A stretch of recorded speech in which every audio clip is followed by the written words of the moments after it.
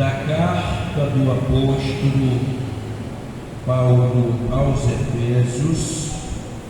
Nós vamos estar lendo aqui a partir do versículo 17.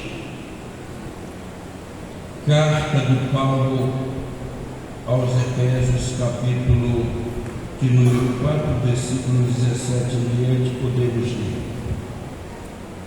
Isto, portanto, digo, no Senhor testifico, que não mais andeis como também andam os gentios, na vaidade dos seus próprios pensamentos. Versículo 18.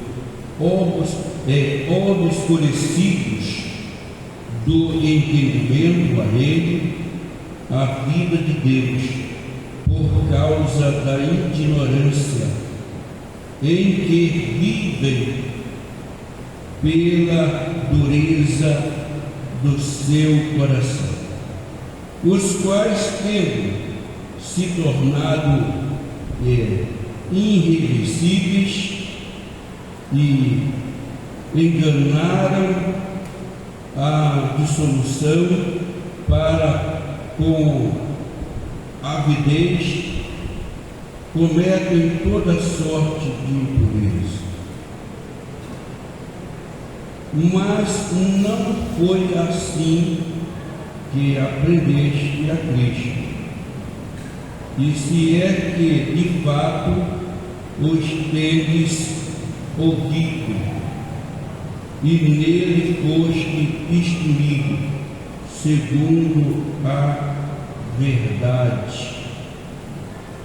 em Jesus, no sentido de que, quanto ao trato passado, vos despojeis do velho homem, que se corrompe segundo a concupiscência do engano, e vos renoveis no espírito do vosso entendimento, e vos revistais um novo homem, que é criado segundo Deus em justiça e retidão, procedente da verdade. Podem assim, meus irmãos, tomarem vossos assentos e atentai-vos para esse texto sagrado, do qual nós vamos meditar a partir de agora.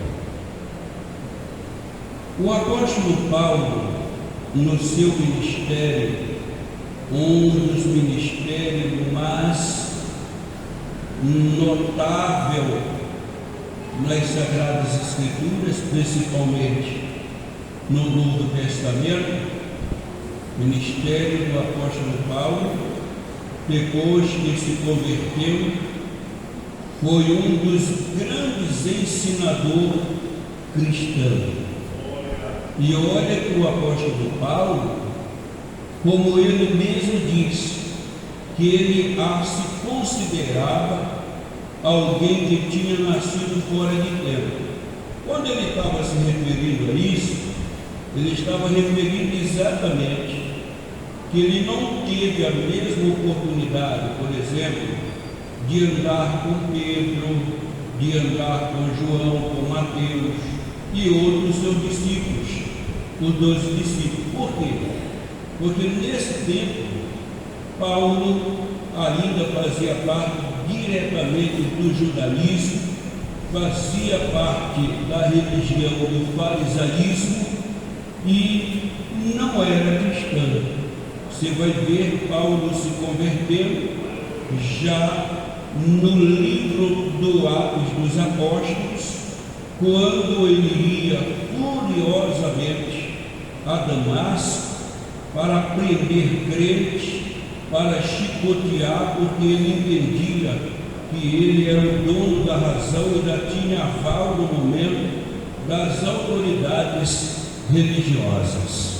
E no caminho a Damasco, ele teve um encontro maravilhoso com Cristo e se converteu de verdade e se tornou um dos grandes ensinadores cristãos, como já disse antes. E agora Paulo, ele, no trabalho missionário, meus irmãos, ele abria a igreja, ele construía a igreja e ficava ali um tempo determinado por Deus, ensinando aqueles novos convertidos que aceitavam a Cristo como Salvador. E isto de fato é um papel fundamental da igreja.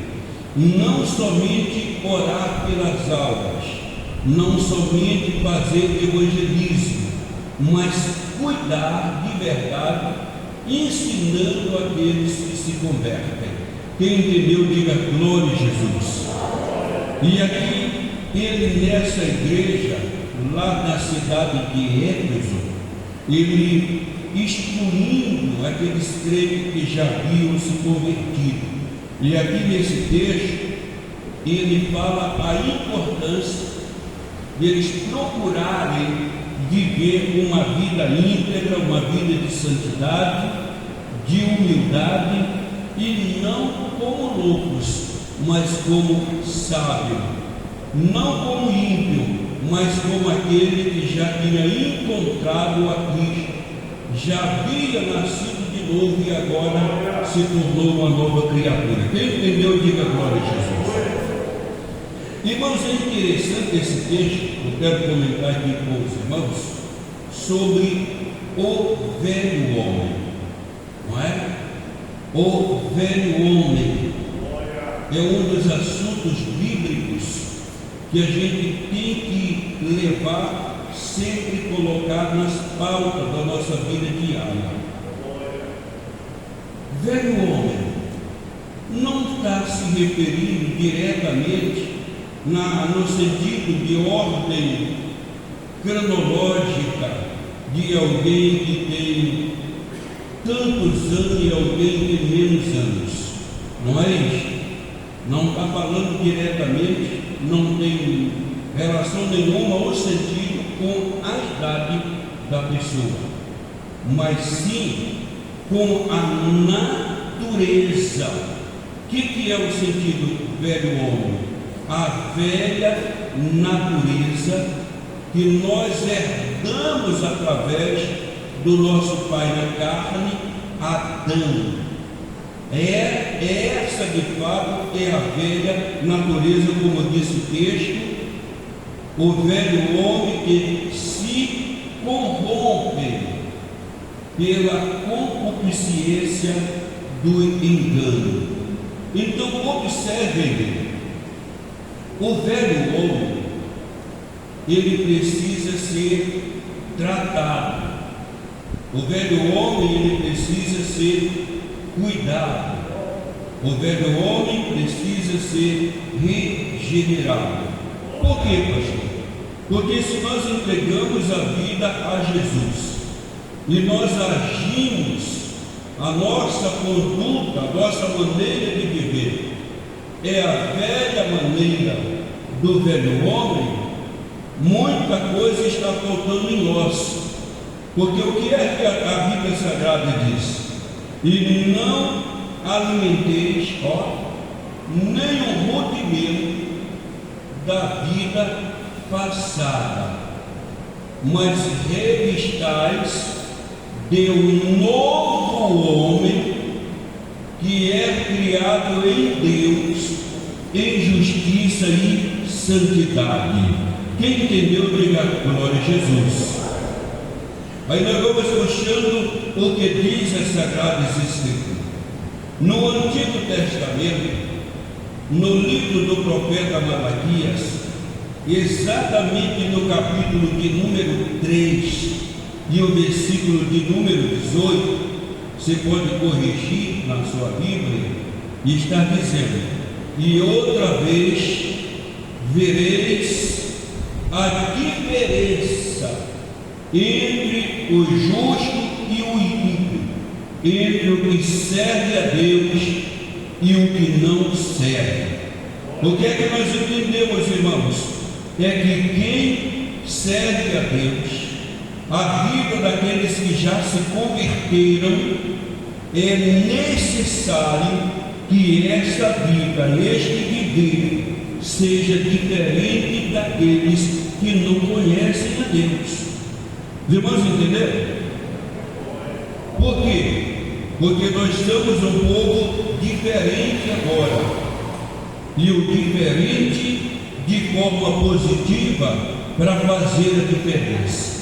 Eu costumo dizer, se a nossa vida cristã ela não tem a capacidade de influenciar ninguém, a pergunta é: que grau, que teor, que qualidade tem o nosso cristianismo que nós estamos vivendo?